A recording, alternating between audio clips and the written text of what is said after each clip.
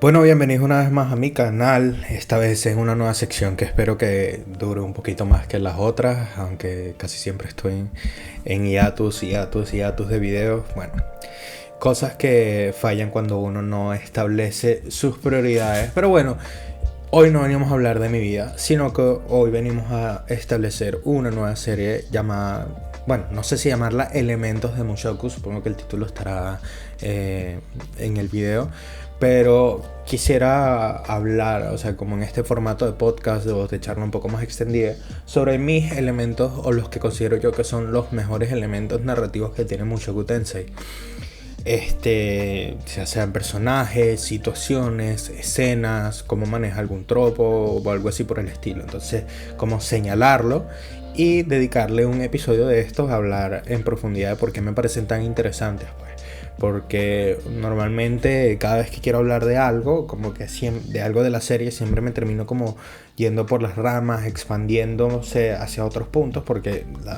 de eso parece, o sea, de eso va Mushoku Tensei. No digamos que de eso va, sino como que así es como se lee en Mushoku Tensei cuando lo ves en profundidad. Es como un constante efecto mariposa que simplemente va desarrollándose sobre sí mismo, pues. Entonces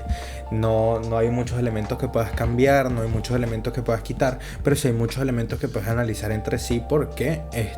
derivan en otras cosas más importantes, pues. En el caso de hoy yo quiero hablar de uno de los elementos que me parece principales de la serie, que es el tema de la reencarnación y sobre Nanahoshi. Principalmente sobre Nanahoshi, pues. Y es que Nanahoshi es un personaje, uno de los personajes más interesantes de la serie. No me parece de los mejores porque su historia todavía está por desarrollarse, pero sí me parece que conceptualmente y dentro de las partes en las que participa dentro de la historia es uno de los personajes más interesantísimos. Ya más viendo el ámbito general de los Isekai y de historias de fantasía, me parece uno de los personajes más interesantes que hay. Explora muchísimos elementos que ya hemos visto explorados desde otra perspectiva y además los explora desde una visión femenina. O sea, desde una visión que usualmente no tenemos tan cercana, porque la mayoría de Isekais, digamos, de acción, que se toman un poquito más en serio, suelen tener protagonistas masculinos, pues, o sea, estos que tienen poder y cosas así. De hecho, el trope de Nanahoshi va un poco por esa línea, ya que ella no tiene poderes, no tiene maná y tiene que usar su intelecto. Pero bueno, o sea, hay como varios puntos que quiero hablar sobre Nanahoshi, sobre su personaje, sobre su participación. Y creo que uno de los primeros que voy a tocar va a ser el paralelismo con Rudius. Tanto como reencarnado, o sea, como persona que está nueva en este mundo de las seis caras, como persona parasitaria, pues, o sea, como persona que se aprovecha de los demás, por decirlo de alguna forma, que ese es el paralelismo. Rudius en el pasado se aprovecha de los demás para subsistir, para seguir como manteniéndose, mientras que en esta vez Nanahoshi se aprovecha, diciéndolo de alguna forma, cuando recibe ayuda de los demás para seguir adelante, para subsistir, cuando ella los estaba rechazando, igual que Rudius rechazaba a los demás, pero igual se aprovechaba de ellos. Entonces, eso es uno de los paralelismos que me parece más importante, sobre todo cuando Nanahoshi llega y en esa conversación inicial que tiene con Rudius, que es tan choqueante, o sea, entre ellos mismos, no es como que la serie te dice, no, ellos chocan, no, ellos mismos, mira, yo no me quiero ir por esto y esto, yo me quiero ir por esto y esto y esto. Nuestras metas son diferentes, pero durante el camino se encuentran en varios puntos. Vamos a simplemente llevarnos bien de esta forma. Entonces ahí ya se comienza a crear esta relación iba a decir simbiótica, pero esta relación como transversal entre ellos dos, donde uno avanza y el otro va echándose para atrás. O sea, porque hasta el volumen 14 lo vemos así con el tema de la enfermedad de Nanahoshi. O sea, a medida que Rudius va avanzando en su vida, va creando conexiones, va creando amistades, Nanahoshi se va echando para atrás, se va echando para atrás, se va echando para atrás. Nanahoshi logra avanzar un poco con la ayuda de Rudius y sin embargo el mundo esta vez es el que la echa para atrás. O sea, volvemos al mismo aspecto de Rudius del pasado, de cómo en algún momento lo ayudaron las personas y él las rechazó, y de cómo el mundo le cayó encima, pues, o sea, las expectativas del mundo, el crecimiento, o sea, todo lo que él dejó de lado al quedarse encerrado en su casa, el mundo se lo tiró encima. De hecho, cuando nosotros estamos leyendo la novela, de las primeras cosas que nos damos cuenta es que la vida de Rudius, cuando sale, lo botan de su casa, está literalmente acabada, o sea, no tiene ningún tipo de chance de probabilidades de sobrevivir en la calle. Porque una de las principales cosas que dice para buscar un trabajo, así sea medio tiempo, es que necesitas tener una dirección. Y él ya no la tiene, pues, o sea, de forma realística él ya no la tiene. Entonces, tenemos esa parte donde es como que el mundo se te echa encima por tus decisiones, y en cambio a Nanahoshi el mundo se le echó encima por unas circunstancias y volvió a recibir ayuda de Rudius, quien estamos viendo como su desarrollo paralelo al de ella, pues. Entonces, mientras Rudius más crece, Nanahoshi más cae, y luego en cierto punto se balancea la situación. Rudius crece, pero ayuda también a crecer a Nanahoshi, y Nanahoshi crece como persona con él, o sea, abriéndose hacia las demás personas, haciendo amistades, tomándose las cosas de una forma diferente, o sea, como entendiendo que no tiene que a pesar de que ella tenga la necesidad no, el que quiera irse a su casa ya mismo, o sea, las cosas no se solucionan de esa forma, todo lleva tiempo, todo es lento, digamos, es un proceso, no puedes saltarte pasos simplemente porque quieres hacer las cosas ya, que eso es una de las cosas que se le recriminaba muchísimo a Rudius. Entonces tenemos como esta dualidad entre una Nanahoshi que ha aportado muchísimo al mundo, o sea, en el sentido de que ha hecho rutas de tradeo, ha hecho los uniformes para la universidad que evitan un poco el clasismo, a pesar de que la universidad lo siguen manteniendo por otros lados, todo el tema de los círculos de transportación, o sea, ha como aportado muchísimo tanto al mundo como a la trama en sí misma, y el mundo solo le seguía cayendo encima a ella. Pues entonces ahí es donde, cuando viene esta parte externa al mundo, Rudius Reira, de esta persona que no debería existir, y la ayuda a ella, que ese, digamos, que es uno de los mensajes más bonitos de la serie, como ninguno de los dos tiene por qué ayudarse mutuamente, ¿entiendes? Pero las circunstancias los unen y se va desarrollando como esta amistad que deriva casi en una relación de hermana pequeña para Rudius, porque Rudius al final se sigue envejeciendo, que también, digamos, que conecta con el lector. El lector, cuando ve a Nanahoshi, o sea, Nanahoshi no es un personaje, o sea, todos los personajes femeninos, o sea, son horny en Mushoku, tienen como cierta parte sexual, porque Mushoku tiene partes sexuales, o sea, en todos sus ámbitos, y Nanahoshi es de los que más escasos tiene en estos momentos, porque yo creo que Rifujin busca también que el lector la vea no como un futuro, un posible interés amoroso o una waifu del estilo tipo wow, qué linda y tiene problemas, vamos a ayudarla, sino como eso, como un personaje que uno conecta por su vulnerabilidad, que es capaz de gritarle cosas a Rudius que son crueles, como cuando le grita a Rudius que tu mamá y tu papá murieron y que, o sea, tu mamá está enferma y que yo no puedo volver a los míos otra vez. O sea, es algo que uno en la vida real pensaría que un hermano en un ataque de cólera te podría decir sin significar, o sea, sin que realmente quiera decirlo, pero lo entiendes de esa forma. O sea, verga, esto es un comportamiento que ¿cómo se llama? Que quizás tengo asumido, que quizás he visto en otros lados y puedo entenderlo de una forma más profunda. Pues por eso mismo Rudius,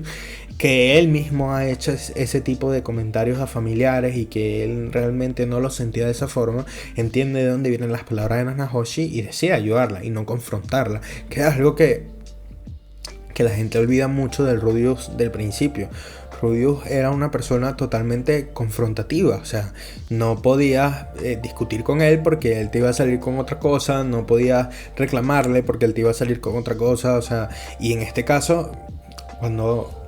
sobre todo uno lo ve con Rudius y Nor, pues cuando Nor llega a la vida de Rudius y es como esta hermana molesta, o sea, cuando uno piensa en el Rudius del inicio, incluso el Rudius del pasado, Rudius hubiese mandado a la mierda a Nor súper rápido, o sea, Rudius detestaba a su hermana en la vida pasada, y si quería hermanas, como dicen en un principio en la novela o en el anime, es por cuestiones ya de cómo ve las hermanas del anime, ¿sabes? Que es una vez que ellas nacen que él empieza como a verlas de forma diferente, a verlas como familia, a tratarlas como familia, que incluso él se agradece a quien sea el que su cuerpo no sienta ninguna atracción hacia ellas. Entonces es como todo este tema, toda esta dualidad entre las personas que no son lineales, pues entonces eso conecta también con la relación de Nanahoshi y Rudius, de que no es algo lineal, no es algo de, bueno, tú me resuelves mi problema y te ayudo y ya somos amiguis para toda la vida, no, incluso, o sea, llegados hacia el final, o sea, cuando ya tienen una relación muchísimo más cercana, todavía Rudius le está compartiendo secretos a Nanahoshi, secretos que solo ellos comparten por su propia naturaleza, que eso es otro de los aspectos que también me gustan muchísimo de Mushoku en general, pues de cómo maneja los sentimientos de las personas, que no son algo que simplemente, ya esta persona me dio unas razones para no hacerme sentir mal, no me voy a volver a sentir mal por esta persona en mi vida, no, o sea, hay sentimientos que van siendo acompañados, por ejemplo ese de Nanahoshi de cierta desconfianza en Rudius siempre la hay, pues, o sea, siempre... incluso en ese momento, o sea, cuando le habla de todas esas cosas y le dice quién eres y no sé qué, es como cuando por fin logras hablar sobre su hipótesis, pues, pero ya en ese momento están como muchísimo más conectados. Pero con anterioridad se puede ver con el tema de los laberintos de teletransporte, a pesar de que ya llevan meses conociéndose y no les había hablado de ellos, todo lo renuente que estaba con el tema de Orsted, o sea, a pesar de que él era la razón por la que Nanahoshi quizás tendría alguna posibilidad de regresar a casa en un inicio. Entonces es como que no sean lineales esos sentimientos, que sean abstractos muchas veces, que tengan más una conexión emocional que podamos decir deliberada con el lector, de que no te tenga que indicar Rifujin, esta persona no te está diciendo esto o sea, no está pensando esto seriamente, o no te lo está diciendo porque realmente piensa en eso, o sea, tú lo sabes, o sea, sabes que ella está sufriendo mucho, sabes que Rudy es un tipo que puede aguantar un par de insultos, no te va a costar pasarlo por encima, o sea, es como si fuese tu hermana menor en un problema y que simplemente se dejó llevar por las palabras. Otro aspecto que me gusta muchísimo de Nanahoshi es cómo esto de ser una hermana pequeña se traduce hacia otras personas, además de Rudius y además del lector, como Orsted, como Peruyus o como la propia Sanova, que generan conexiones con Nanahoshi a través de diferentes elementos. O sea, Nanahoshi y Orsted en principio no sabemos demasiado de su relación, pero se da a entender que llegó a ser de cierta forma profunda, no solo por el tiempo que pasaron juntos, sino porque Nanahoshi es canónicamente la primera persona que Orsted se encuentra que no le tiene miedo a su maldición. Entonces me imagino que eso habrá generado una conexión importante ahí, que ellos la valoran, o sea, se nota en la novela que ellos lo valoran a pesar de que nosotros no sepamos todo lo que conlleva. Con Peruyus, o sea, ese nivel de Peruyus de cuando le dice a Rudius de que él no confía de que él no le gusta la palabra destino porque siente que alguien los está manejando dentro de la palma de su mano y que eso a él no le gusta, y como figura autoritaria que es, o sea, va a luchar contra ello, tiene mucho que ver no solo con ese deseo de ir contra la corriente del mundo, sino que también con su deseo de ayudar a Nanahoshi, de resolver un problema que todo el mundo cree que es imposible o que depende de situaciones externas, y que Peruyus dice, no, por mis huevos yo lo voy a resolver, pues, o sea, esta vaina, ella es mi amiga y tal, y este problema no se puede quedar de esa forma. Igual con Sanova, cuando Sanova se está yendo a Chiron, cuando nos estamos yendo a Chiron todos, ese abrazo con Nanahoshi, esa ternura que parece no venir de la nada, pero claro, ¿cómo no? O sea, el tema es que nosotros estamos siguiendo a Rudius, nosotros sabemos que Nanahoshi ha estado trabajando con Sanova, nosotros sabemos que se han hablado, nosotros ya vimos después cuando uno ve el point of view de Sanova y ve, o sea, toda esa parte de cómo él vio los problemas familiares de Nanahoshi y Rudius para centrarse en los suyos, o sea, es como una narrativa que se va sobreponiendo encima de otra por capas y que lo que vas añadiéndole profundidad y profundidad y profundidad. Entonces cuando yo hablo de Nanahoshi termino hablando indirectamente de Chiron y Sanova, a pesar de que es un arco que no tiene nada que ver con Nanahoshi, porque un elemento de ese arco, coño, fue muy importante para lo que es la caracterización de Nanahoshi como personaje. Otro elemento interesantísimo también que demuestra mucho de esos matices que uno dice con Mushoku, de que no todo es blanco, no todo es gris y que no tiene nada que ver con lo sexual o con ser malo o ser buena persona, sino que no todo tiene que ser positivo o negativo, o sea, muchas cosas pueden ser ambiguas, como su relación con Sylphie, por ejemplo, donde a pesar de que no las vemos interactuar muchas veces, cuando nosotros sabemos que entre ellas dos, ellas saben, o sea, tanto Sylvie sabe y Nanahoshi sabe, que no son, como dicen los gringos, well suited, o sea, como que no conectan muy bien. Y no es por nada del mundo, simplemente es por un tema de inseguridades. Y por un tema de lo que sucedió en su primer encuentro, pues de Sylvie sintiéndose insegura, de atacando a Nanahoshi por cómo Nanahoshi dice las palabras y tal, y de una inseguridad que es muy real, porque o sea, Sylvie no tiene miedo de que Rudius se enamore de otra persona, más bien tiene miedo desde que otra persona se lleve a Rudius cuando esta otra persona lo está engañando, o sea, no le está demostrando un amor verdadero, porque Sylvie sabe que Nanahoshi no está enamorada de Rudius, que lo quiere de otra forma, pues, pero el que peligra ahí es Rudius en ese caso. Y bueno, esa relación con Sylvie, o sea, me parece de las partes más interesantes que tienen los personajes femeninos en la novela, porque no la puedes definir o sea, de forma simple, como que, ellas son amigas. No, no lo son. O ellas son enemigas y se odian. No, tampoco son enemigas ni se odian. Son personas que simplemente tienen una relación a través de un tercero y bueno, tienen sus sentimientos positivos, tienen sus sentimientos negativos, o sea, que simplemente logran llevar como personas normales, pues, o sea, como si fuese una relación laboral, por así decirlo. Y esa broma me parece súper interesante porque eso es algo que no se suele ver en la ficción, o sea, esa broma de no somos amigos ni enemigos. O sea, por ejemplo, tú ves en Juego de Tronos y hay como muchas relaciones que podrían parecer en principio de ese estilo, o sea, no somos ni amigos ni enemigos, es cuestión de las circunstancias, pero las circunstancias no son los sentimientos de los personajes por el uno o por el otro, son más circunstanciales del propio mundo. O sea, por ejemplo, qué sé yo, si hay un Lannister y un Stark, por poner un ejemplo, que eso no sucede, pero si hay un Lannister y un Stark que se ven obligados a trabajar juntos, o sea, ellos se odian por la cuestión de sus casas, pero capaz trabajan juntos en ese momento por cuestiones de ellos, de bueno, necesitamos salir de esto, o nos llevamos mal, o nos llevamos bien, o sea, hay como una posibilidad que se lleven bien o se lleven mal, pero todo está coaccionado por el hecho de sus casas, pues, o sea, al fin y al cabo, si Lannister hace algo malo, el Stark no va a valorarlo como que no, Lannister, sino va a decir los Lannister, en ese sentido, pues. En este caso no es así, o sea, no hay como una fuerza externa que aplique sentimientos o empuje sentimientos hacia estas dos personas, entre Sylvie y Nanahoshi, sino que son puros sentimientos, inseguridades y decisiones de ellas, pues. O sea, de valorar lo que se dicen la una a la otra, de preguntarse, de ver cómo se ven, de cómo se piensan. Entonces, esa parte a mí me parece también súper interesante por eso mismo, porque la historia no te da una respuesta final. Incluso el final, cuando Sylvie le dice a Rudius que Nanahoshi le cuenta un secreto, algo así en su oído, y sonríe,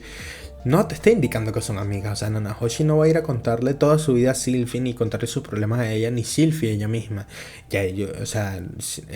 Nanahoshi tiene a Rudius, o a Sanova, o a Cliff incluso, o a Lina Lis incluso, en ciertos momentos. Y Sylvie tiene a Lina Lis, tiene a Roxy, tiene a Eris, tiene a ¿cómo se llama? A Elina Lis, o sea, tiene un montón de gente con el que pueden dejarse llevar, que sí son sus amistades, pues, incluso sus esposas. Luego tenemos otro de los puntos más que me parecen muy interesantes de Nanahoshi, que es la reencarnación o la transportación desde el punto de vista de una mujer. Mushoku tiene mucho de esto, o sea, hay cosas como Roxy, por ejemplo, o sea, no mucho, pero sí elementos como, por ejemplo, Roxy dándose cuenta cuánto tiempo lleva en el laberinto por el tiempo de su regla. Todo el tema de los sentimientos de las mujeres y cómo se ven formados alrededor del mundo. Por ejemplo, Sylvie, que es una persona que está, o sea, que es su persona, o sea, ella se hace respetar, pero es una persona con sentimientos y modales muy influenciados por su mundo alrededor, por sus amistades, por su educación, por todo eso, pues. Elina Lis lo mismo, o sea, es como que hay mucha feminidad dentro de las tramas femeninas de Mushoku, por así decirlo. Es como Brienne de Tarth, por ejemplo, o sea, es ese tipo de tramas donde, el mundo, o sea, las pone en una posición en la que suelen estar metidos hombres, pero, o sea, todo desde su visión femenina, pues. Entonces, por ejemplo, una de las partes donde uno siempre ve o cuando echas mirada hacia atrás, pues en los isekai, la mayoría de la gente siempre como que quiere regresar y tal, por su familia y todo eso. Pero hay un punto extra de Nanahoshi. Nanahoshi está creciendo. Nanahoshi, o sea, la vemos en su cuerpo de 15 años, pero ella ya es una adulta, ya lleva 5 años, en el mundo, y para el final creo que ya lleva 12, si no me equivoco, para el final de la novela. Lleva 12 años en el mundo, en la última conversación que tenemos. Y es una persona mayor que Rudeus en edad. Y me di cuenta hace poco, escuchando a alguien hablando sobre la novela, nunca le había dado esa perspectiva de Nanahoshi está viendo a Rudeus formar una familia, y ella tiene un enamorado en la tierra, y ella quizás también quiere formar una familia, y ve cómo se le va agotando el tiempo. O sea, como cuando le llega la enfermedad de drenado, como lo primero que dice es que ni siquiera, o sea, de las primeras cosas que dice es que el mundo no me considera una persona, o sea, soy como un cadáver. Mi regla no me viene, no me crece el pelo, no me crecen las uñas, pero sí como, cago y meo. O sea, es como, es lo que dice, o sea, es como si fuese un cadáver, no es una persona, no es una mujer, no se siente de esa forma. Entonces debe ser muy extraño o sea, vivir de esa forma. O sea, cuando uno lo pone en perspectiva, o sea, imagínate no ser considerado una persona por tu propio mundo, que es más o menos, digamos, el sentimiento que creo que te puede dar el SIDA o VIH, el virus de inmunodeficiencia, que uno ve como, o sea, o por lo menos cuando la enfermedad cuando la enfermedad se empezó a desarrollar, o se empezó a expandirse, digamos que no había una cura, y veían cómo las personas se iban, o sea, el mundo las rechazaba, por así decirlo, no solo el mundo social por digamos, la mala publicidad, por así decirlo de alguna forma, que ahorita no me viene la otra palabra,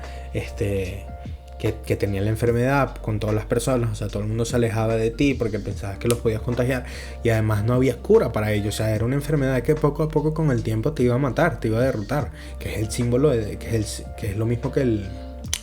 lo del drenado. Es algo que te va a matar poco a poco, y que no hay una cura establecida para ello, y que en este caso, bueno, se salvan con el té de socas, pero no es una cura, es simplemente un alivio momentáneo. Y entonces esa perspectiva de verla a ella cambia mucho. O sea, cuando tú lees los diálogos de Nanahoshi, y pensando que en su mente ella piensa en sí misma como un cadáver, o el mundo piensa en ella como un cadáver.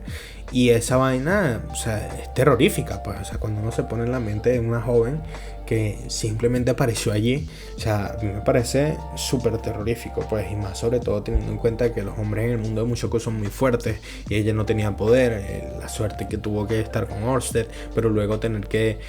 vivir sola en la universidad, alejarse de la gente por temas de enfermedades, de microbios, o sea,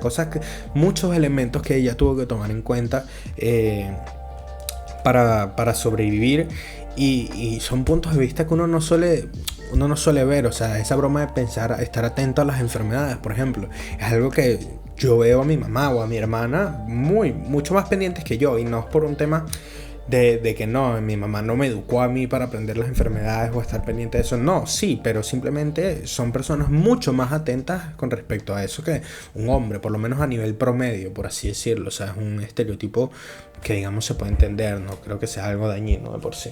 Pero bueno, y eso es algo que me fascina de ella también, porque es un personaje multifacético. O sea, tampoco refugien hacerlo de reducirlo a simplemente, bueno, es una mujer, tiene hobbies de mujeres, y no. O sea, Nanahoshi es un personaje que o simplemente está dedicado a su investigación. No, Nanahoshi, nosotros descubrimos quién es ella como persona a lo largo de la historia. Descubrimos que le gusta el anime, que le gusta cantar, que no ve anime viejo, que le gustan las papas fritas, que estar rodeada de niños no le molesta, que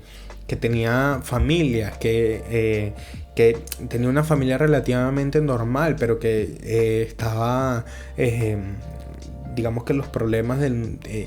mundo moderno le hacían tener ciertas peleas con su familia internamente, de las cuales ella se arrepiente. O sea, todas las discusiones con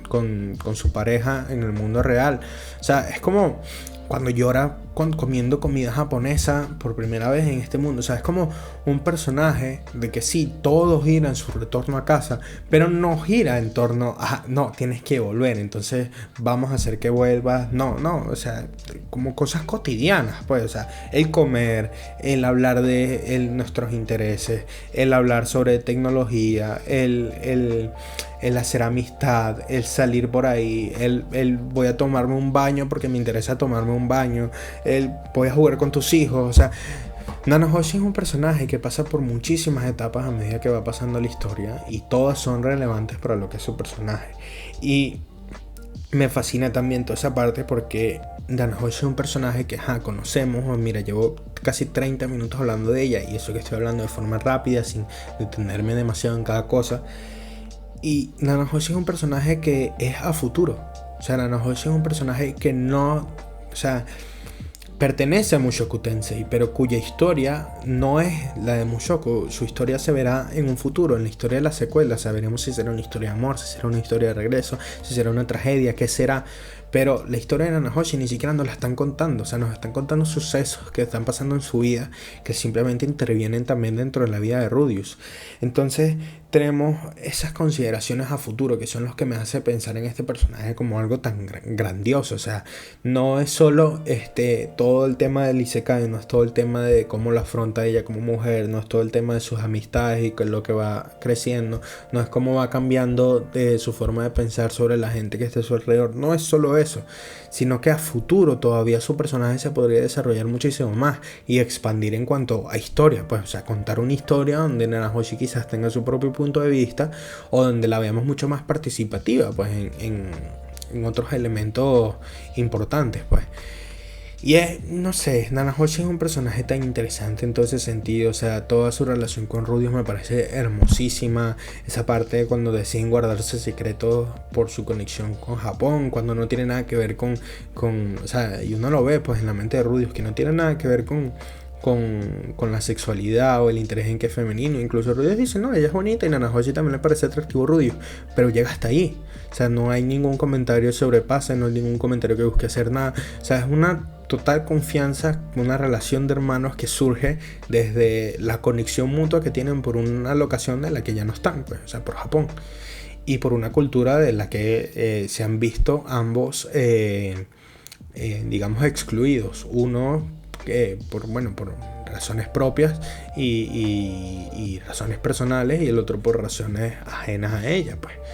Entonces, bueno, esas son, creo que, las cosas que quería comentar más o menos sobre Nanahoshi. Siento que este formato puede ser interesante, de comentar 5 o 6 cosas que me parezcan de las más importantes, o que me hacen a mí pensar en estos personajes como más grandes de lo que podrían verse en un principio, como Nanahoshi, y la que vino del otro mundo y se quiere ir a su casa, ¿no? O sea, me parece que los personajes van mucho más allá y se han construido de una forma espectacular bajo ese sentido, pues. O sea, como que incluso, por ejemplo, cuando tienes los timing, pues, o sea, el timing de cuando se consigue Rudeus por primera vez con Nanahoshi, cuando él cree que está completando su misión de dejar a Eris en casa, pues cuando él cree que ya todo terminó, que todo va a ser final y que él va a crear una familia, justo se encuentra con Orsted y justo se encuentra con Nanahoshi. Es el primer encuentro. Luego el segundo encuentro en la universidad, cuando Rudeus empieza ya a cambiar esos aires. Mismo dice, bueno, me está alejando de este estudiante porque ha hecho muchas cosas y puede caerme encima, puede criticarme porque yo no he hecho nada con mi conocimiento. Y él se alejaba pues de Nanahoshi en la universidad. Pero cuando la conoce, cuando él está empezando a cambiar, cuando él está empezando a crecer, cuando él está empezando a hacer amistades. O sea, justamente ahí en ese momento, cuando Rudeus está empezando a conocer las cosas que él no valoró en su vida pasada, es cuando conoce a Nanahoshi, que quiere regresar porque perdió todas esas cosas que ella sí valoraba. O sea, y en este mundo no lo está valorando. O sea, en este mundo ella está haciendo lo que hizo Rudeus en el anterior. Y Rudeus en este mundo está haciendo lo que Nanahoshi sí pudo hacer en el mundo anterior, de crecer, de hacer amistades, de formar una familia, de vivir tranquilamente como una persona normal. Entonces cuando te pones a ver eso, por ejemplo el Turning Point 4, o sea, perdón, el punto de inflexión 4, cuando llega toda esa parte de Nanahoshi enferma, llega también cuando Rudeus está, digamos, cuando se siente un poco complaciente con su familia. O sea, cuando empieza a a quedarse como estancado, por así decirlo, en su crecimiento, que es al principio del volumen 14, luego que lo vemos ser indulgente, por decirlo de alguna forma, durante el volumen 13, que es donde, que eso es otra de las características de Rudius, como que Rudius tiene etapas donde está más centrado, donde está más cómodo, donde está más tenso, que eso modifica mucho su comportamiento y pensamientos, pues. Y durante esa etapa del volumen 14, donde Rudius se sentía casi indulgente, vuelve a aparecer este choque con Hanahoshi, este choque narrativo, donde ella se siente mal, todo eso, y Rudius escucha las palabras que ella le dice, pues esa crítica tan dura, ese de tus padres están muertos y tu madre está enferma, pero mira los míos, yo nunca los voy a poder volver a tener. Y esa es la fuerza que tiene Rudius después, luego cuando vemos, o sea, demostrarla durante la pelea con Orset, de no importa que los mates, o sea, no importa que me mates a mí, déjalos a ellos vivir, ellos son mi felicidad. O sea, Rudius está aprendiendo todo eso al mismo tiempo que Nanahoshi sentía que iba a perderlo definitivamente. O sea, que iba a perder la posibilidad siquiera de volver a verlos, o sea, a volver a ver a su familia, la que tanto quería. Entonces hay como muchos detalles así uno tras otro que iré desvelando a medida que vaya hablando de otros personajes también. Pero bueno, creo que eso es todo por hoy. Espero que les haya gustado y espero que nos veamos en el próximo video de estos. Bye bye.